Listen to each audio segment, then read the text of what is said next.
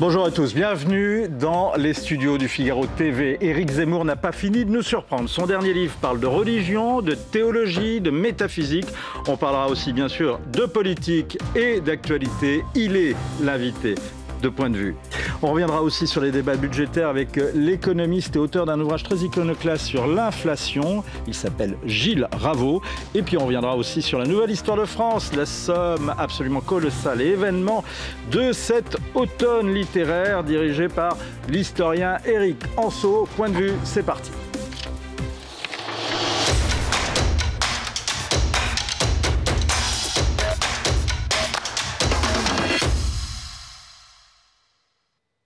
Bonjour Éric Zemmour. Bonjour. Nicolas Sarkozy mérite-t-il d'être libéré? Oh bah alors là, écoutez, ça c'est vous poser une question. Je pose une question à celui qui a écrit dans le passé le coup d'état des juges. Ah, j'ai écrit vous avez raison, il y a 30 ans, le coup d'état des juges, dans lequel je crois que j'annonçais, comment vous dire, le fait que les juges, petits et grands, aller prendre le pouvoir. Et c'est exactement ce qui s'est passé. On pourrait débattre pendant des heures de ce sujet, mais ce n'est pas l'objet de votre émission d'aujourd'hui. Maintenant, on voit bien que certains juges ont voulu absolument mettre Nicolas Sarkozy en prison. Il y avait une espèce d'acharnement, même si les preuves manquaient. Et je ne sais pas ce qui va se passer aujourd'hui. Je pense que Nicolas Sarkozy va être libéré, car sa présence en prison n'apporte rien au traitement de cette affaire. Il ne risque pas de fuir, vous voyez, et ce n'est pas un dangereux criminel. Et s'il n'est pas libéré? S'il n'est pas libéré, ça prouvera que décidément, certains juges veulent continuer à montrer qu'au nom de l'égalité de tous les justiciables, qu'on peut mettre un président de la République en prison. Je pense qu'il y a une certaine hubris de la part de certains juges pour montrer leur puissance. On verra ça. De toute façon, cette émission est enregistrée à midi et donc à 20h, quand elle sera rediffusée, on aura l'épilogue. Ce week-end a vu de nouvelles rixes entre militants pro-palestiniens et militants pro-israéliens au moment de la libération de plusieurs gardés à vue suite aux bagarres et jets de fumigène survenus lors du concert de l'Orchestre national israélien à la Philharmonie de Paris jeudi dernier. Une réaction, un commentaire, une analyse? Je n'aime pas votre présentation. Il n'y a pas de rixes entre des militants pro-palestiniens et des militants pro-israéliens. Il y a C'était pas des accolades. Non, c'est pas ça que je voulais dire. Il y a des militants pro-palestiniens, des islamo-gauchistes qui ont perturbé de façon indigne un concert donné par un orchestre israélien. Ce n'est pas la même chose. Et je pense d'ailleurs que plus globalement, c'est à remettre dans le contexte d'une offensive islamo-gauchiste portée par la démographie des jeunes musulmans et par la fascination de l'extrême gauche pour le nouveau peuple de gauche, pour la nouvelle classe ouvrière qui a été érigée aujourd'hui par Jean-Luc Mélenchon et ses compères, et qui sont les musulmans. Je pense que les musulmans aujourd'hui sont la nouvelle classe ouvrière de la gauche, et que donc ils vont défendre absolument toutes les causes islamiques. On a vu que Jean-Luc Mélenchon était désormais favorable au voile islamique alors qu'il était hostile il y a 10 ans. On voit évidemment qu'il va faire campagne, il a fait campagne pendant les européennes au sujet de Gaza, qui n'avait absolument rien à voir avec les élections européennes, mais on comprend bien que selon lui, le seul sujet qui intéresse la jeunesse musulmane de nationalité française, dont il vise les suffrages, c'est Gaza. Et c'est la cause palestinienne comme un autre peuple arabo-musulman. Que vous inspire l'attaque et le profil de l'assaillant de Saint-Pierre-d'Oléron la semaine dernière? Vous savez, c'est assez simple. C'est quelqu'un qui a été converti à l'islam et qui adopte tous les dogmes de sa nouvelle religion avec le fanatisme des nouveaux convertis. Dans le Coran, il y a le djihad, il y a l'ordre impérieux d'Allah de convertir les infidèles, et si on n'arrive pas à les convertir, de les tuer, qu'on soit un homme, qu'on soit une femme. Les femmes ont l'ordre de tirer sur les hommes musulmans qui ne voudraient pas se battre. Tout ça est écrit noir sur blanc. Voilà, vous savez, c'est d'ailleurs vous rentrez. Certains musulmans le contestent. Vous rentrez. Ah, ils ne contestent rien du tout. Ils ne contestent pas que l'islam signifie soumission et que Dieu ordonne aux musulmans d'obéir. Il n'y a pas de liberté en islam. On rentre ainsi de façon habile de votre part dans mon livre.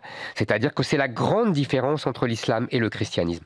Le christianisme repose sur la foi, et donc permet une intériorisation, une spiritualisation du contact avec Dieu, et donc une part de liberté, puisqu'évidemment, vous ne pouvez pas aller voir ce qu'il y a à l'intérieur de votre cœur, de votre âme, etc. En revanche, l'islam est une religion, ce qu'on appelle une orthopraxie, c'est-à-dire qu'il repose sur des préceptes, une loi, un code juridique, et qu'il n'y a pas de discussion possible. C'est d'ailleurs ce qui fait la différence avec l'autre orthopraxie qu'est le judaïsme. Le judaïsme, lui, permet une discussion.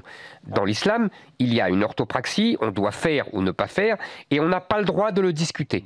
Dieu ordonne, il n'y a pas de liberté individuelle en islam. Si je pousse à l'excès, je fais presque un peu du Zemmour, je dirais que pour vous, enfin tous les cas tels que vous le définissez, le catholicisme et le christianisme se caractérisent par le fait qu'on ne discute pas du fond, mais après on est très libre sur la forme. Le judaïsme, c'est l'inverse, c'est très prescrit sur la forme, mais on peut discuter énormément du fond, tandis que l'islam, on ne peut ni discuter du fond ni de la forme. C'est ça votre thèse?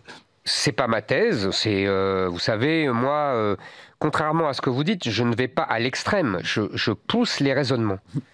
C'est pas la même chose. J'essaye d'être cohérent intellectuellement, d'être logique.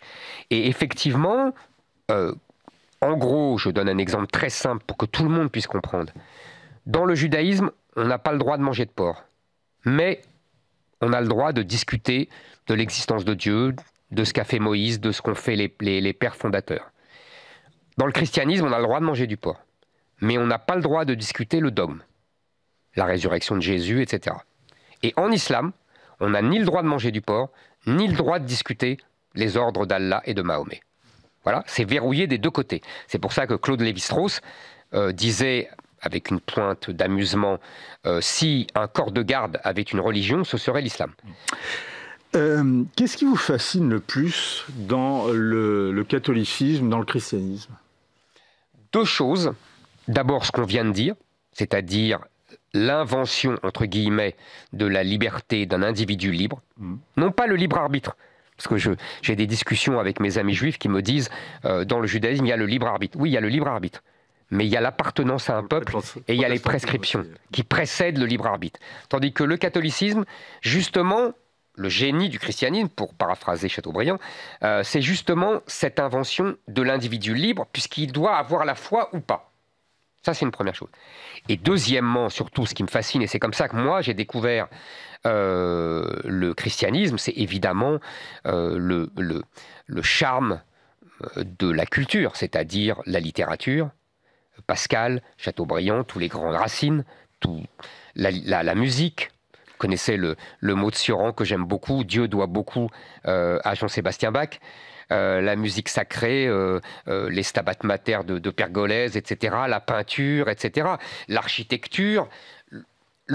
Si vous voulez, le génie du christianisme, c'est d'abord cette effloraison culturelle. C'est-à-dire qu'on est imprégné, on est pris par l'émotion devant autant de beauté. Après, on a la foi ou pas. C'est ce que j'explique toujours dans le livre, c'est que le christianisme est ambivalent. Il y a une foi, on l'a ou on ne l'a pas, et il y a une identité. Et cette identité repose sur toutes ces formes culturelles.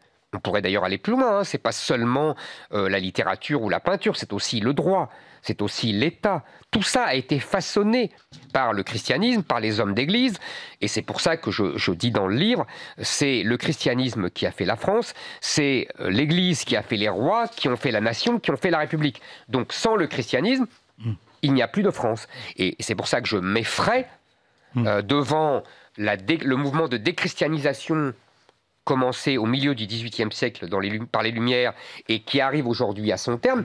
Et c'est pour ça que j'ai quand même une pointe d'espérance, parce que je revois un certain sursaut, une certaine revitalisation, en particulier parmi les jeunes générations, vous voyez, d'un appel et d'un retour aux sources du christianisme. Est-ce que...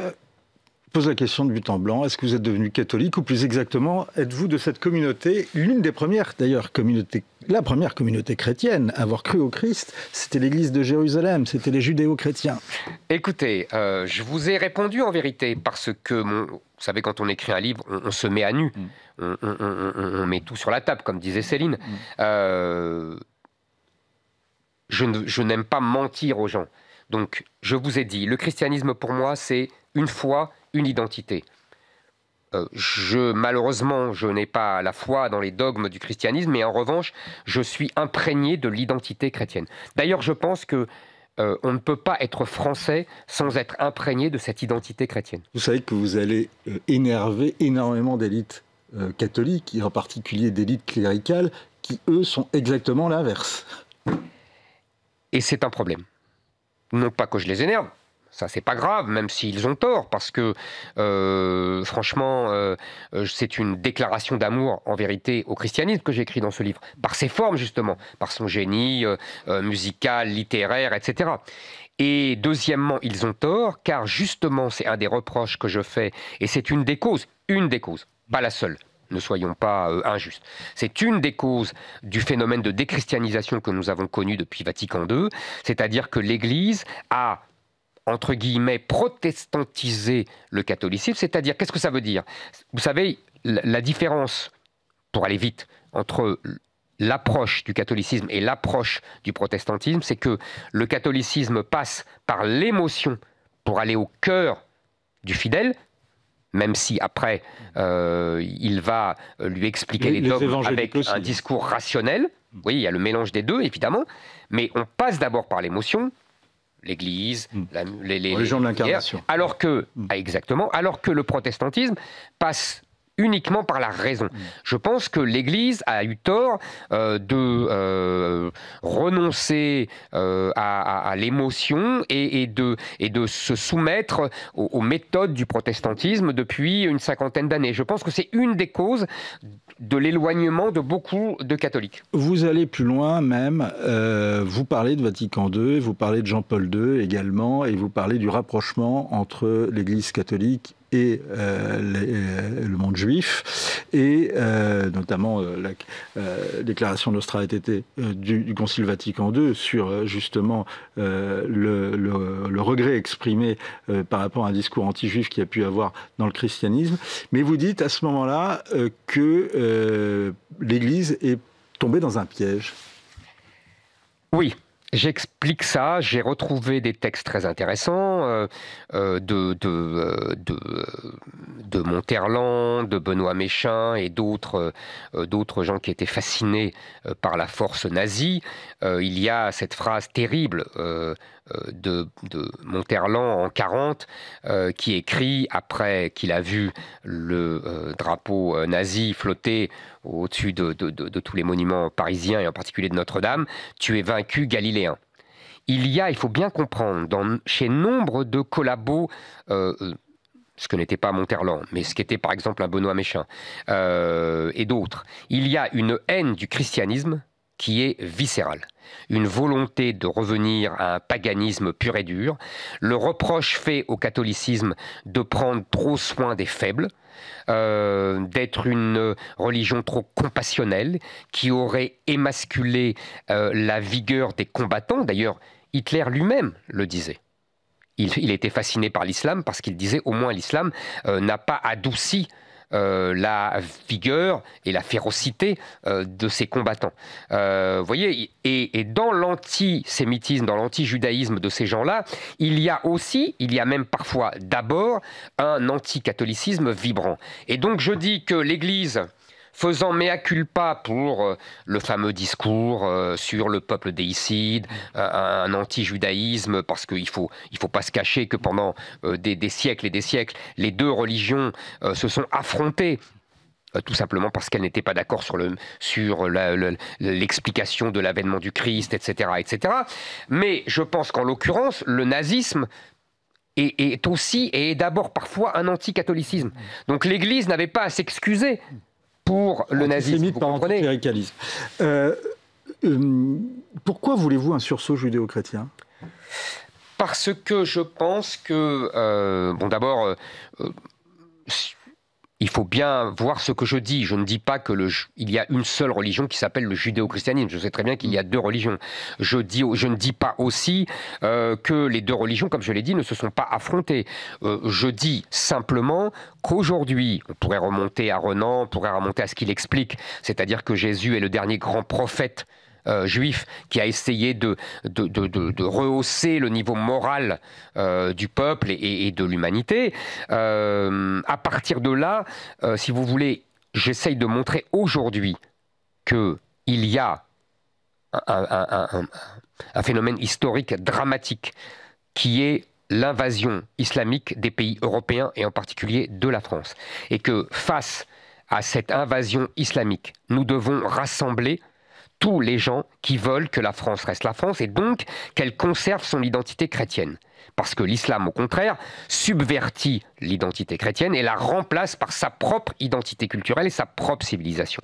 Et donc, je rameute tous les gens qui sont menacés par cette islamisation et qui veulent défendre l'identité chrétienne. Donc, les juifs, les chrétiens, j'ai remarqué dans ma campagne présidentielle que les jeunes juifs et les jeunes chrétiens se rassemblaient volontiers derrière moi et derrière cette idée de la France.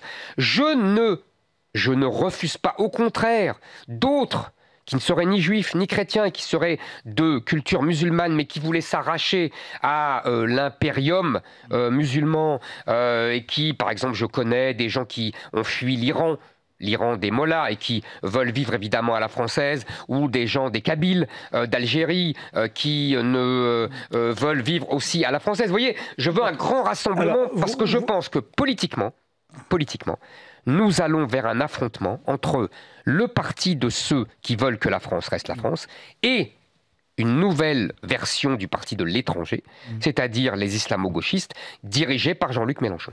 Mais il y a deux choses par rapport à ce que vous dites, Éric Zemmour. D'abord, cet affrontement judéo-chrétien, il existe encore aujourd'hui, et il existe notamment au Proche-Orient, notamment, certains disent, on le voit, en Cisjordanie, où des colons aujourd'hui israéliens chassent des chrétiens. Et autre chose, très longtemps, il y a toute une partie de la communauté juive de France qui a pris de fait et cause pour une partie de l'immigration musulmane. Et vous le rappelez d'ailleurs dans votre livre. Alors, très bien, vous posez des très bonnes questions. Je vais répondre très vite, j'imagine qu'on n'a pas énormément de temps. D'abord, je me permets de vous reprendre, il n'y a pas de communauté juive de France. Il y a des Français de confession juive. Moi, je ne suis pas un juif de France, vous voyez. Je suis un Français de confession juive, c'est-à-dire que ma religion est le judaïsme, mais je suis d'abord un citoyen français. Ça, c'est la première chose.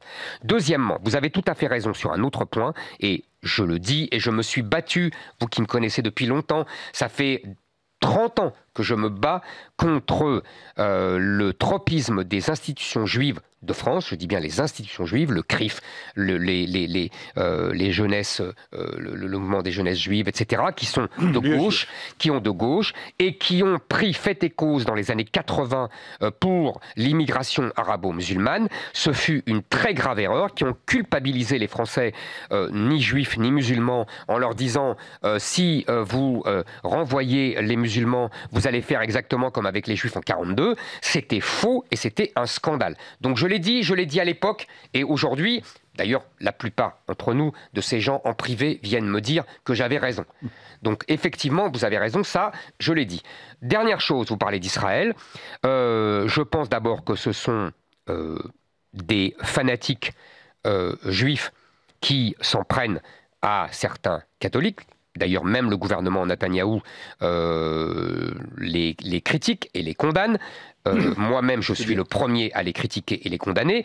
Je voudrais dire par ailleurs qu'il y a un certain syndrome de Stockholm chez certains chrétiens d'Orient qui prennent parti pour la cause palestinienne, alors que ce sont les Palestiniens qui, depuis 40 ans, les ont chassés de leurs terres, autant que les Juifs et que les Israéliens, et que dans tous les pays arabes, ce sont les chrétiens d'Orient qui sont persécutés. En Syrie, il faudrait voir combien ils étaient il y a 10 ans et combien ils sont aujourd'hui. Vous voyez, donc je pense que là-bas aussi, une alliance judéo-chrétienne remettrait les compteurs à zéro et protégerait bien davantage les chrétiens d'Orient. Est-ce que la laïcité n'a pas été une cancel culture, Éric Zemmour? La laïcité a été une arme de guerre de la République pour déchristianiser la France. Voilà, il faut l'avouer, il faut le dire, il faut le reconnaître. Elle a tellement réussi qu'aujourd'hui, on est à un nombre très très bas de baptêmes d'enfants, même si il y a des baptêmes d'adultes, mais en gros les chiffres sont terribles. On avait 500 000 baptêmes il y a 20 ans, on en est à 200 000, et il y a aujourd'hui 20 000 baptêmes d'adultes. Donc la laïcité, oui, a été une arme de guerre contre le christianisme, oui, il faut le dire. C'est la fameuse phrase de Viviani, le socialiste, en 1905, qui disait « Nous avons éteint des lumières dans le ciel qui ne se rallumeront pas ». Donc là, est-ce qu'elle permet de répondre justement aux défis de l'islam et de l'islamisme? Est-ce que ce n'est pas le christianisme qui porte justement une identité, comme vous dites, et une espérance? Je pense qu'il faut les deux.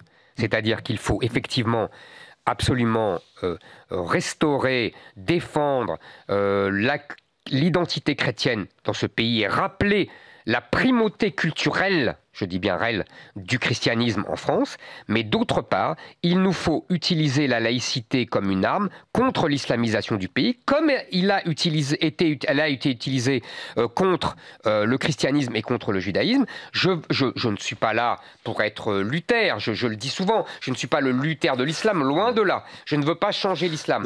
Je vous ai vu faire beaucoup de rôles, bon, vous n'imaginez pas dans celui-là. Je ne serai pas le Luther de... En revanche, je veux être le Clermont-Tonnerre de l'islam. Vous savez, Clermont-Tonnerre, c'est ce comte révolutionnaire en 1789 qui monte à la tribune de l'Assemblée et qui dit « Nous devons tout donner aux Juifs en tant que citoyens, en tant qu'individus, et rien en tant que peuple. » Et il ajoute une phrase qui n'est jamais dite « Si les Juifs ne le veulent pas, qu'on les bannisse. » Qu'on les bannisse, ça veut dire, dans le langage moderne, la remigration. Brièvement, Éric Zemmour, qu'est-ce qui vous permet d'assurer que l'islam ne parviendra pas à détruire le christianisme?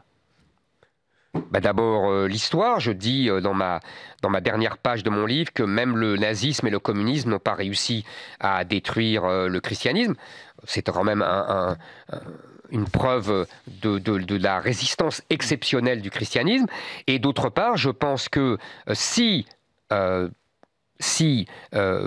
tous ceux qui veulent défendre l'identité chrétienne de notre pays se mettent ensemble et se battent et acceptent de comprendre que l'islam n'est pas, selon la formule de Rémi Brague, le christianisme des Arabes, et que donc c'est une religion qui est une religion belliqueuse et qui veut conquérir nos territoires, nous pourrons les arrêter et arrêter l'islamisation de nos pays. C'est l'enjeu existentiel du XXIe siècle en France et en Europe. C'est ce que vous dites. Merci beaucoup Éric Zemmour. Il n'a pas fini de susciter des polémiques, il n'a pas fini de nous surprendre.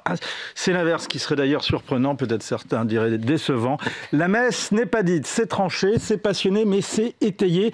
Et comme d'habitude, ciselé. Bref, c'est du Zemmour. C'est aux éditions Fayard, collection Pensée libre. Merci beaucoup. Merci à vous. Dans l'actualité, encore cette semaine, les débats sur le budget avec le vote ce week-end de la partie recettes du budget de la sécurité sociale, adoption in extremis. Votant 395, exprimé 337, majorité 169, pour 176, contre 161. L'Assemblée nationale a adopté. Je remarque qu'il n'y a que deux groupes qui ont voté contre, la France Insoumise et le RN. ce qui me désole, parce que ces deux partis-là prétendent défendre les classes populaires. La réalité, c'est qu'aujourd'hui, ils ont fait le jeu du pire. Et le jeu du pire, c'est de ne pas permettre que demain, les Françaises et les Français puissent avoir la possibilité de partir en vacances de Noël en sachant que leur pouvoir d'achat sera préservé. Le pouvoir d'achat, c'est la revendication numéro 1 des Françaises et des Français. La mépriser, c'est les mépriser. Je pense que la gauche n'est pas fracturée. Je pense qu'il y a une partie de certains dirigeants qui s'amusent à faire des repas secrets et en tirent des conclusions absolument aberrantes dans l'Assemblée nationale, mais que le peuple, de toutes celles et ceux qui ont fait confiance au NFP, n'aurait jamais accepté ce texte ce soir. On voit bien que le vote de ce soir n'a absolument rien à voir avec l'intérêt des Françaises et des Français. Il va même contre l'intérêt général. Tout ça pour sauver le système, sauver leur siège et une fois plus éviter la dissolution et donc éviter d'aller rendre des comptes devant les Français et se présenter aux élections tout simplement. Bonjour Gilles Raveau. Bonjour. Vous êtes professeur à l'université Paris 8 Saint-Denis. Exactement. Que vous inspirent les derniers débats et le vote, certes in extremis, mais réel, de la partie recettes sur la sécurité sociale? Bah écoutez, je vous propose qu'on prenne un peu de hauteur parce que ça fatigue tout le monde ces discussions budgétaires. Et justement, c'est pour ça que vous êtes là. Oui, bah merci, c'est gentil.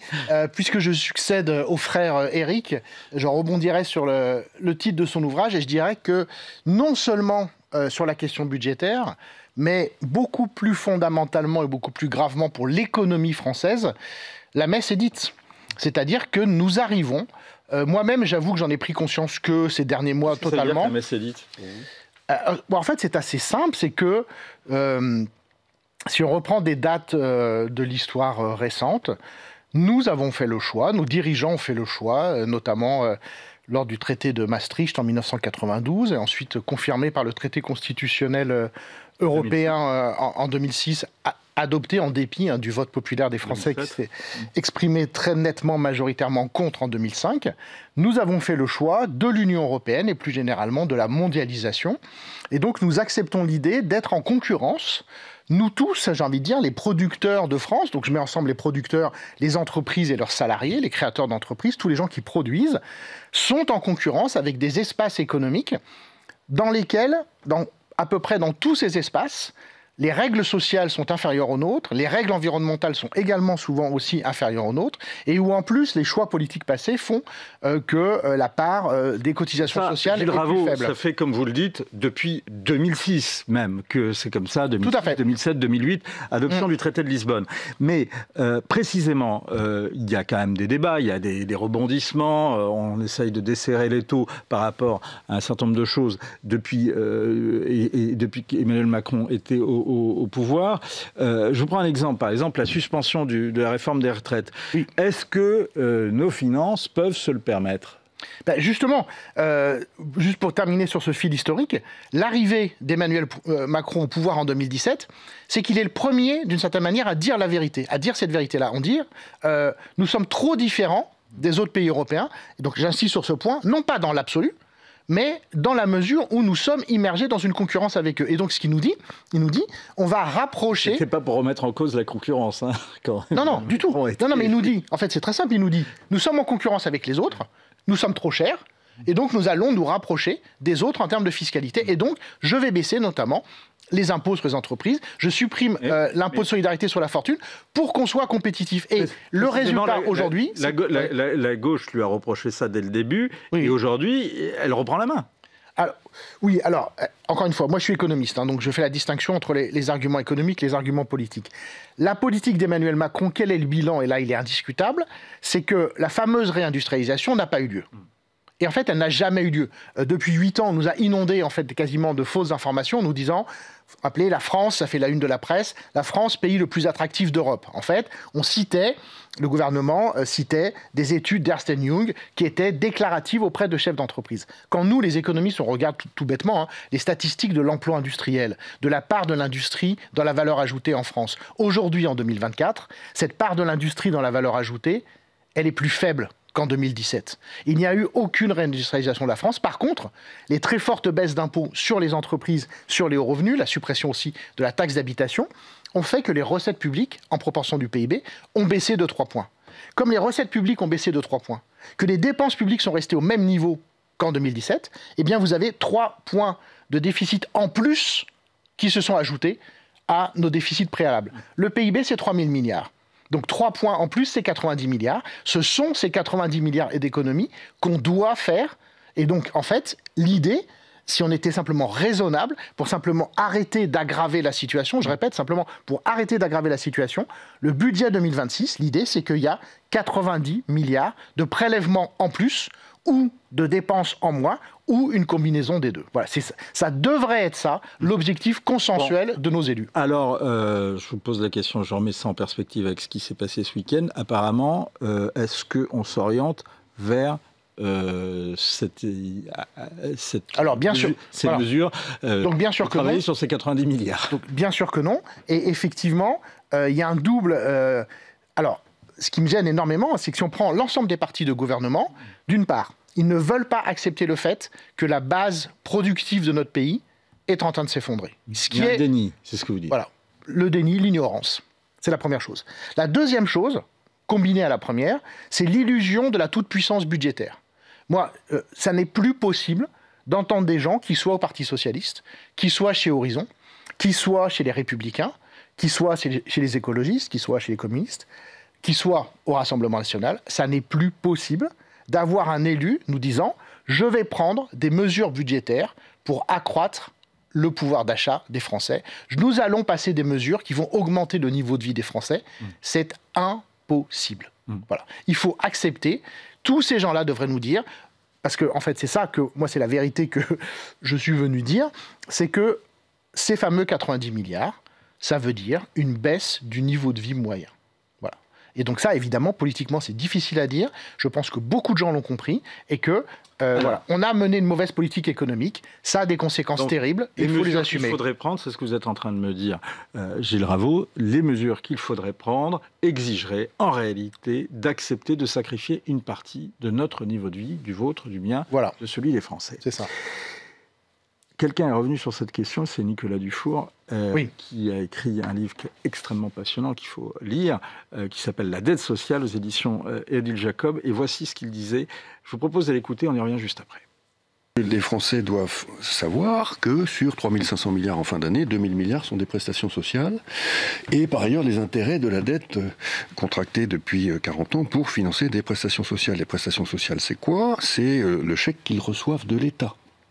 C'est-à-dire des retraites, des minima sociaux, des remboursements d'assurance maladie, etc. Des allocations chômage, c'est tout ce qui permet de financer le pouvoir d'achat des Français par des revenus dits de transfert. Et donc ces dépenses sociales, aujourd'hui, de protection sociale, sont pour 1/10 d'entre elles financées par de la dette. 10%, ça veut dire quoi? Ça veut dire que chaque mois, les 3 derniers jours du mois, le 28, le 29 et le 30 du mois sont financés par de la dette. Je dis ça à tous les retraités, je dis ça à tous les bénéficiaires de l'allocation chômage, je dis ça à tous les bénéficiaires de remboursement d'assurance maladie, je dis ça à tous les bénéficiaires de minima sociaux. Un commentaire? Il a évidemment raison sur le constat. Après, je pense qu'on ne peut pas mélanger les choses comme il le fait. Donc, premier point, les retraites. C'est de très loin la première dépense sociale. Donc, c'est celle-là qu'il faut réduire. Est-ce qu'on peut le faire? Oui. Est-ce qu'il faut le faire brutalement? Non. Est-ce qu'on peut, on peut réduire la dépense sociale sur la retraite? Comment? Oui. Alors, ma proposition, elle est très simple. C'est qu'effectivement, il faudrait arrêter de paniquer tout le monde. Il n'y a pas d'urgence à baisser rapidement les retraites. Il y a urgence à agir et à avoir une prise de conscience. Donc, moi, ma proposition, je l'offre aux partis politiques. On sait qu'aujourd'hui, il y a une inégalité de taxation entre les pensionnés et les gens qui travaillent. Il y a une double inégalité. Il y a l'abattement de 10% sur l'impôt sur le revenu pour frais professionnels, ce qui est assez drôle, pour les retraités, et des taux de CSG, je ne rentre pas dans les détails, qui sont inférieurs. Moi, ce que je propose, c'est que sur 10 ans, on ramène la fiscalité des retraités au niveau des gens qui travaillent. Et donc comme ça, on a une visibilité. Et donc les retraités qui ont une bonne retraite, puisqu'évidemment l'impôt sur le revenu ne frappe que les retraités qui ont des retraites suffisantes, ils savent que leur niveau de vie va s'effriter effectivement année après année. Mais donc je maintiens l'indexation des retraites sur l'inflation d'une façon générale et simplement en ramenant la fiscalité des retraités au niveau des actifs, au bout, il y a quelques dizaines de milliards qui sont économisés. Dans un pays où les retraités pèsent de façon déterminante sur le corps électoral, je vous souhaite bon courage pour arriver à convaincre les partis politiques. Question, néanmoins, à supposer que vous parveniez à les convaincre. Oui. Combien ça rapporterait? C'est difficile de calculer, mais si on regarde en grande masse, les retraites, c'est à peu près 400 milliards. Donc si vous diminuez les retraites, ne serait-ce que de 1%, c'est 4 milliards chaque année. Donc vous voyez, ça va très vite. Par ailleurs, par contre, là où je pense que Nicolas Dufour, et malheureusement la dette nous fait tous paniquer, je le comprends, je pense que là, par contre, il fait une énorme erreur, c'est sur le marché du travail. Et là aussi, les propositions d'Emmanuel Macron en 2017 étaient très intéressantes. Par exemple, il prévoyait d'avoir un droit à l'assurance chômage quand on démissionne. En fait, toutes les études économiques montrent que le système d'assurance chômage français n'est pas bon. Première chose, ce système est en excédent tous les ans, contrairement à ce qui est cru. L'assurance chômage au sens propre, c'est-à-dire la comparaison entre les cotisations prélevées sur les salaires et les allocations versées aux gens, il y a plus de cotisations que d'allocations tous les ans. Mais vous allez me dire, pourtant, il y a un déficit. D'où vient ce déficit? C'est l'État. Qu'est-ce que fait l'État? L'État fait payer Pôle emploi à l'assurance chômage. Pôle emploi, c'est ce qu'on appelle un service de placement de l'emploi. Ça n'est pas une assurance. Donc je répète, l'assurance chômage en France, elle est excédentaire. Premier point. Deuxième point, dans les comparaisons internationales, on ne dépense pas assez pour les chômeurs. Dans une économie moderne, vous avez besoin d'un bon appariement entre les entreprises et les salariés. Qu'est-ce que c'est qu'une bonne assurance chômage? C'est je perds mon emploi, mon allocation chômage est, disons, de 10 ou 20% inférieure à mes salaires, pendant une durée limitée, 6 mois, 1 an, à discuter politiquement, et surtout, on contrôle que je recherche, et surtout, on m'aide à bien chercher. Et les mauvais appariements, quand les gens sont pris à la gorge, obligés d'accepter un mauvais boulot, ils ne restent pas. Donc c'est pas bon pour eux, c'est pas bon pour les entreprises, c'est pas bon pour l'économie française. Donc je vais faire très attention, je pense que voilà, les retraites, le cadre est clair. Sur, par exemple, l'assurance chômage, qui sont des sommes 10 fois inférieures, hein, c'est ça qu'il faut bien voir. C'est que vraiment, voilà. Et sur la santé, alors là, effectivement, moi j'ai des solutions sur la santé. Alors, question tout à fait pratique et d'actualité, puisque justement, il y a eu tout un débat ces dernières heures sur les arrêts maladie, avec une proposition du gouvernement qui visait à les limiter. Les socialistes, finalement, font en sorte que la durée qui était voulue par le gouvernement soit moins courte. Oui. Votre point de vue sur la question, est-ce que, justement, il faut limiter et soumettre au renouvellement ces arrêts. Alors moi sur la santé, en particulier sur les questions qui sont pas des, qui sont les questions effectivement qui sont plus litigieuses, qui se portent sur les dépressions, sur et sur la vie des médecins. En fait, moi sur la santé, ce qui est incroyable, c'est qu'on parle tout le temps effectivement de ces dépenses, mais on fait jamais une analyse économique. Qu'est-ce que c'est que l'analyse économique évidente sur la santé? Et je vais dire une banalité, mais qui a des grandes conséquences. C'est que ce qui serait bien, c'est que les gens soient en bonne santé. Donc comment est-ce qu'on fait pour que les gens soient en bonne santé?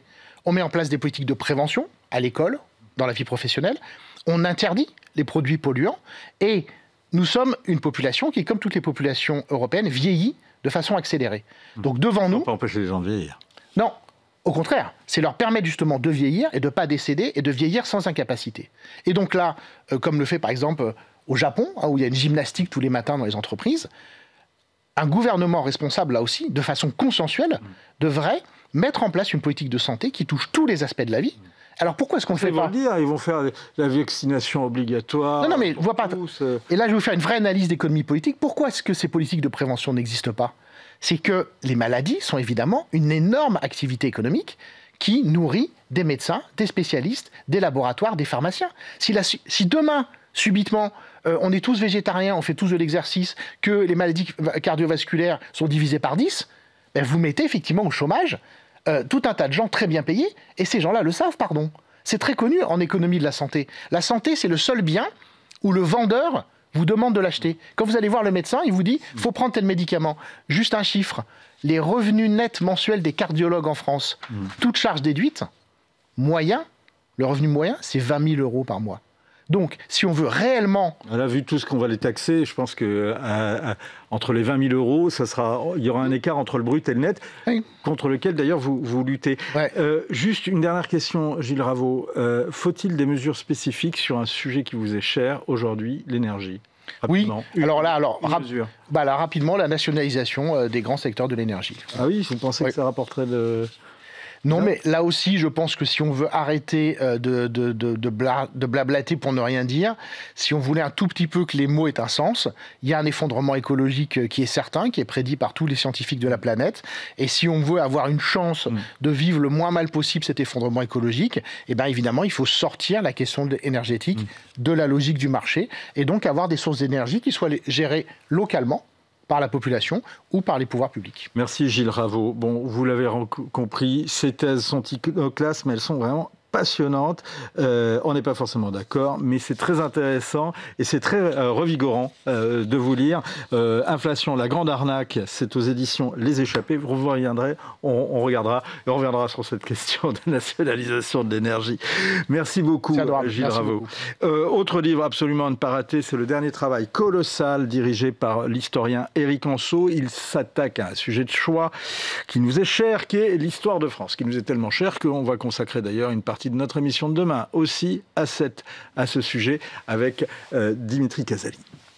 Nous avons nié le premier héritage de notre pays, c'est-à-dire l'héritage monarchique et chrétien, qui est fondamental. On parle du Louvre avec, j'ai un beau chapitre sur Philippe Auguste, justement, et sa victoire de Bouvines, qui est la première victoire, comme disait le grand historien de l'époque, Georges Duby, où le sentiment national, c'est la première fois que le sentiment national éclot en France. Et ensuite, effectivement, ces droits rois fabuleux que sont Saint-Louis. Saint-Louis, c'est l'initiateur de la justice française. S'il est dans toutes les grandes salles des tribunaux français, s'il est dans la salle du Parlement, de l'Assemblée nationale et du Sénat. Et d'ailleurs, Mélenchon voulait faire supprimer le tableau qui représentait Saint-Louis. Vous vous rendez compte? Parce que c'était une atteinte à la laïcité. Voilà. Ou l'indépendance de la justice. Mais c'est ça, notre histoire a plus de 2000 ans d'histoire. C'est absolument fabuleux. Aucun pays au monde, ou très rares sont les pays au monde qui peuvent avoir une telle histoire que la France. Bonjour Éric Anseau. Bonjour Vincent Roux, merci de me recevoir. Mais c'est un plaisir. Comme argument de publication, votre éditeur avance qu'il n'y avait pas eu de publication de l'histoire de France depuis 10 ans. Elle a changé depuis ? Ah, écoutez, il y a des renouvellements historiographiques constants, mais nous, on se démarque des histoires qui ont existé avant, qui étaient en fait des histoires parfois en 10, 15 ou 20 volumes, ou qui étaient des histoires partisanes et incomplètes. Nous, on veut être totalement impartiaux. C'est pour ça que j'ai pris les meilleurs. On peut être, Éric Anseau, d'être impartial sur l'histoire de France ? Jamais complètement. On travaille sur l'humain, mais si vous voulez, j'ai fait appel à des historiens de tous bords, mais qui ont mis leurs idées politiques dans leur poche, et qui vraiment sont des spécialistes reconnus dans leur domaine. C'est ça qui est important. Comment on fait un travail d'historien en mettant ses idées, ses sensibilités de côté ? Parce qu'il y a des vérités qui sont intangibles, qui reposent sur des sources, qui sont avérées par une historiographie longue. Et en fait, je dois dire qu'en tant que directeur de l'ouvrage, et c'est très rare parce que les collectifs, j'en ai dirigé une quinzaine, je n'ai quasiment pas eu à retoucher les chapitres de mes auteurs. C'est-à-dire que tout le monde s'est dit, l'enjeu est tel, il faut qu'on ait un livre qui reste, qu'on trouve dans toutes les bibliothèques, qu'en fait, il n'y a pas eu un travail de lissage ou de police de la pensée à faire, puisqu'encore une fois, les chapitres, je donne au lecteur la possibilité de les lire, vous le verrez, sont absolument formidables. Et les polices sont pensées parce que c'est passionnant, mais c'est écrit petit. C'est écrit petit, mais c'est passionnant. On perd la mémoire aujourd'hui, Éric Anseau ? Alors, oui, alors on perd la mémoire, mais attention à ne pas mélanger mémoire et histoire, c'est-à-dire qu'on a plusieurs mémoires en France, les Français sont d'origine très diverse, et chacun arrive avec sa propre mémoire. Et justement, la mémoire crée de l'enjeu, crée forcément de la partialité, parce qu'on est dans l'émotion. Et l'historien ne doit pas, lui, être dans l'émotion. Nous, on est un petit peu surplombant, si vous voulez, et on regarde les débats de gauche, de droite, et on propose une ligne, je pense, droite. Pas forcément à droite, mais une ligne droite.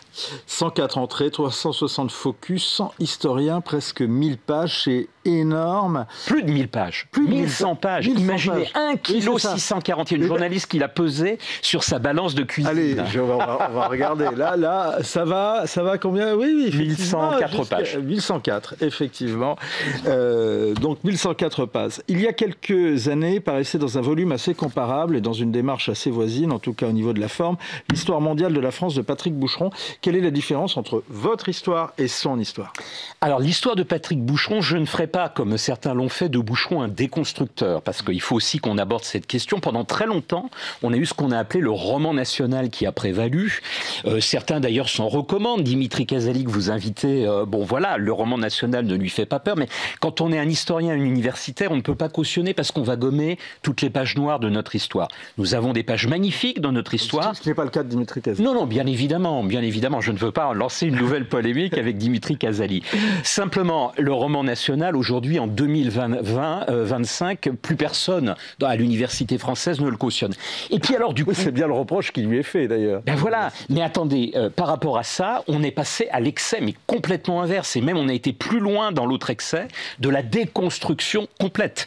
C'est-à-dire dire, ben voilà, la France, c'est complètement noir, c'est sombre, il y a eu le colonialisme, on a brimé les femmes, etc., etc. Il faut contextualiser quand on est historien.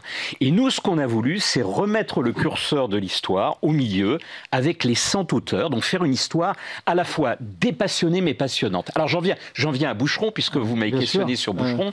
Boucheron, en 2017, au moment de la campagne présidentielle, a voulu faire un coup éditorial. Donc il a voulu faire un grand récit en sélectionnant des dates qui nous faisaient réfléchir. Et je vais vous donner un exemple. Pour aborder la Première Guerre mondiale, il n'a pas du tout pris les taxis de la Marne, il n'a pas pris les batailles de Verdun et de la Somme, que tout le monde connaît, ou l'armistice de 1918, il a pris la révolte en Nouvelle-Calédonie. Alors, grand bien lui fasse de ce côté, et nous l'avons, la révolte de la Nouvelle-Calédonie, parce qu'il a fait redécouvrir cet événement qui était occulté. Et il ne faut rien occulter dans notre histoire. Mais il faut évoquer Verdun, il faut évoquer la Somme. Ce que vous contestez, c'est que finalement, on ne peut pas faire une histoire qu'avec des événements oubliés. Exactement. Et c'est ce qu'a eu tendance à faire Boucheron. Alors, il réédite son livre en 2025 aujourd'hui, peut-être parce que nous sortions le nôtre, donc profiter de l'effet d'annonce et de publicité du nôtre. Et là, je constate, et grand bien lui fasse, qu'il a rectifié le tir en faisant appel à de nouveaux auteurs et en réintroduisant ces dates canoniques de notre histoire. Nous les avons, les dates canoniques. La question, c'est pas celle que je vous pose, en réalité. Effectivement, il y a cet aspect-là, historiographique, mais le livre de Patrick Boucheron s'appelle « L'histoire mondiale de la France », et donc c'est une approche plus cosmopolite de l'histoire de France. Vous, est-ce que vous avez voulu vous démarquer de ça en faisant cette histoire? Mais encore une fois, c'est une approche partielle de ce qu'a été la France. Ce que veut montrer Boucheron, c'est que la France doit beaucoup au monde. Mais indéniablement, la France doit beaucoup au monde. Simplement, le monde doit aussi beaucoup à la France. Si vous laissez un jeu de circulation dans les deux sens, il ne faut pas être hémiplégique. Et dans notre livre, nous ne le sommes pas. Je renvoie les lecteurs aux index et ils verront que nous sommes très ouverts, nous aussi, sur le monde, mais on montre tout ce que la France a apporté au monde.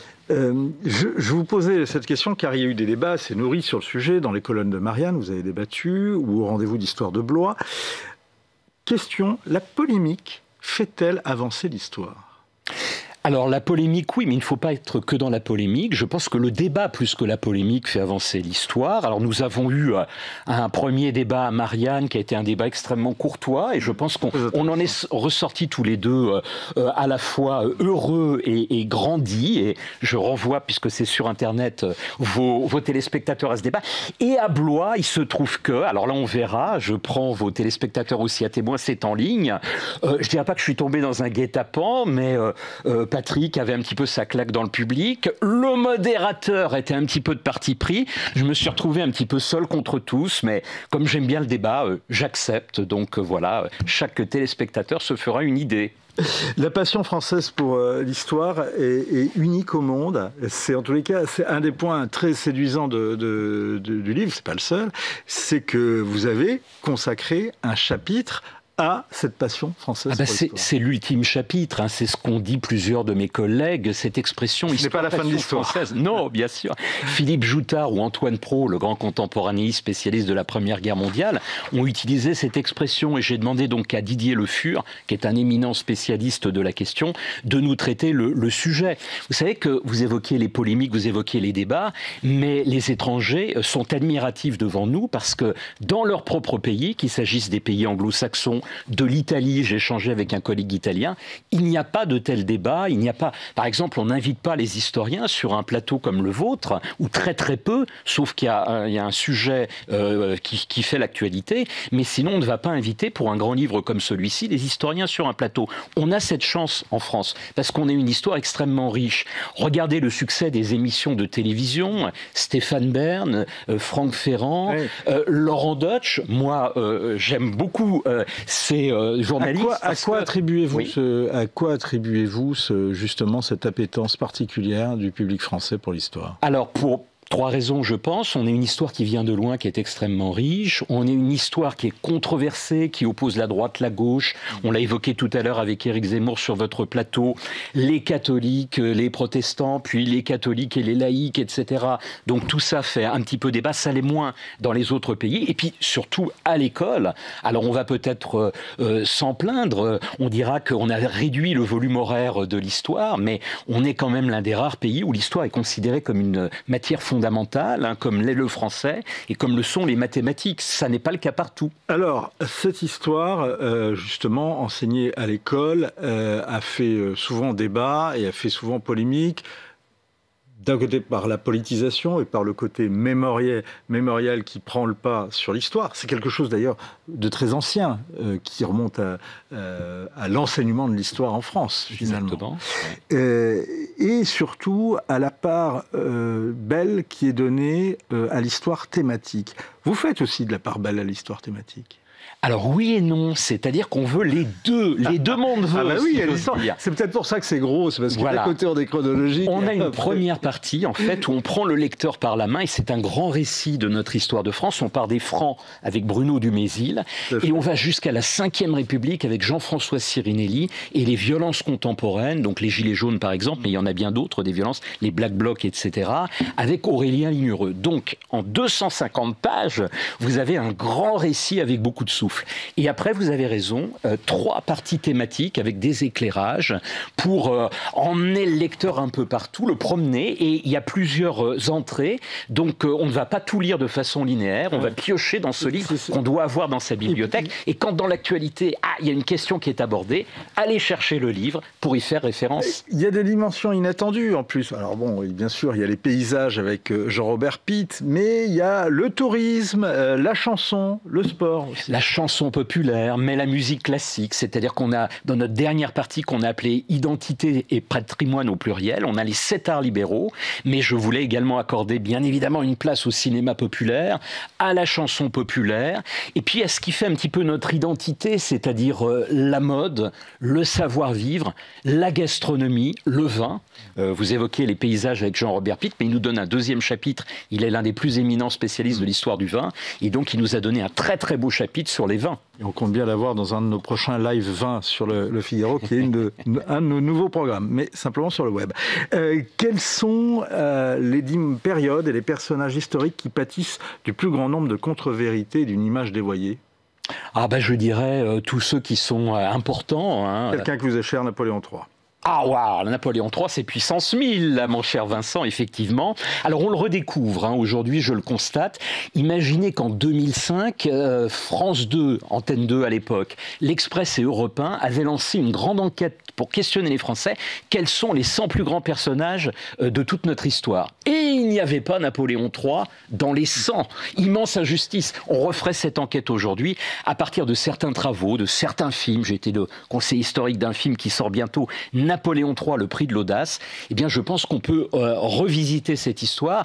Mais Napoléon III, vous savez, j'ai souvent des tweets clash avec Gérard Haraud ou avec Jean-Michel Apathy, qui le déteste, a encore ses détracteurs. Quel est votre historien de référence sur l'histoire de France? Michelet, Lavis, Renan, Bainville? Alors, tous, si j'ose dire. Vous voyez, Jean Brasselaar, c'est-à-dire qu'il faut tous les lire. Mais tous comme Napoléon, de comité. Mais tous les recontextualiser. C'est-à-dire que c'est des historiens de leur temps. Bainville, voilà, c'est un historien de tendance monarchiste qui est là au moment de ces affrontements, de même que Lavis. Mais qui est un des découvreurs de l'histoire thématique aussi, à sa façon. Exactement, qui est passionnant. J'invite les lecteurs comme Chenu, à le relire. Qui était pourtant pas de gauche et qui a été... Mais tout à fait. Et l'historien d'aujourd'hui, qui veut essayer d'être impartial sans peut-être y parvenir, fait son miel de tous les historiens précédents. Quelle est votre période préférée? Vous avez moins de 30 secondes. Je suis 19e, donc le grand 19e siècle, de 1789 jusqu'au général de Gaulle, pour moi, qui est la grande modernisation de la France. Oui, j'annexe. Le 19e siècle va jusqu'en 1970. Ah oui, je ne suis pas seul à le dire. Merci beaucoup. Bon, je suis né au XXe siècle. Merci beaucoup. Comme ce livre, c'est un travail monumental. Il faut le lire, le consulter. La nouvelle histoire de France, sous la direction d'Éric Anceau. C'est très surprenant, mais c'est vraiment passionnant. C'est aux éditions Passé Composé. Merci beaucoup. Je vous retrouve demain pour une émission spéciale sur le 11 novembre. Et on aura notamment Dimitri Casali ou encore Michel Goya et Grégoire Tona. Merci beaucoup. À très vite sur le Figaro TV.